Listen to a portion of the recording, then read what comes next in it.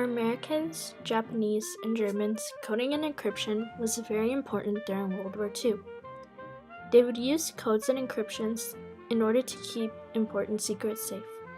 In World War II, German military intelligence used the Enigma machine to encrypt their messages.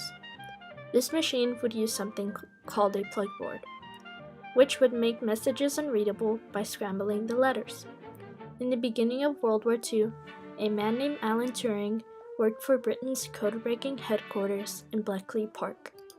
There, in 1939, he created a method called the bomb, which was an electromechanical device that detected the settings of an Enigma machine. This allowed the Allied powers to have the opportunity to decipher German encryptions. Alan Turing and his colleagues also broke the more complicated naval Enigma system that helped Allies avoid German U-boats during the Battle of the Atlantic in 1941 to 1943. The Allies weren't the only ones that broke codes during World War II. U.S. intelligence were able to break the Japanese purple machine. Right before World War II happened, the Japanese also had encryption devices that improved on the Enigma machine. Since Hitler and other German officials trusted the Japanese, Baron Hiroshi Oshima brought back the commercial Enigma machine, hoping to make a new version for the Japanese. The Japanese were successful in making a brand new Enigma machine called the Red Machine. The US soon cracked the encryption of the Red Machine, so the Japanese then proceeded to create the Purple Machine, which is more advanced. In 1939, a cryptography expert named William Friedman was hired by the US Army to break the Purple cipher. Unfortunately, William Friedman suffered a mental breakdown 18 months into the project. Luckily, his colleagues were able to continue Friedman's work. Even though a purple machine was never in the hands of an American codebreaker, they still managed to make 8 replicas of it. Eventually, a huge part of the code was broken and the method of the machine's encryption was discovered.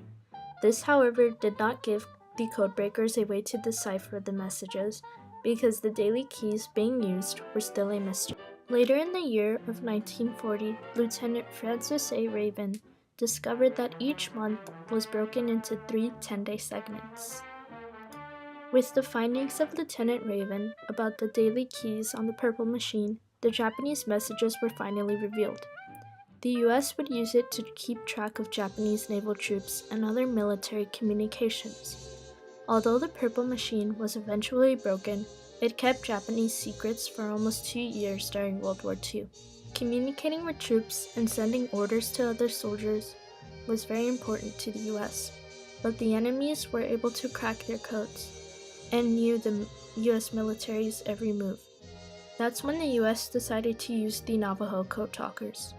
Navajo code talkers showed patriotism by willing to help the United States even though they faced discrimination and prejudice by Americans. This group of men were not weapons or combat soldiers. In fact, they were brought into the military because of their native tongue. The idea for using the Navajo language was brought up by Philip Johnston, who grew up on a Navajo reservation. Navajo was a very complex language, and because of that, codes were unbreakable. According to Johnston, it took the Navajo 20 seconds to break a code. In May of 1942, the first set of Navajo talkers arrived and instantly began writing their dictionary for common military terms. Many code talkers were deployed to the Pacific and with Marines, where they transmitted messages and orders about tactics. Many battles like Iwo Jima were won because even though the Japanese heard the messages, they were unable to decode them, which prevented the Japanese from knowing what was going on.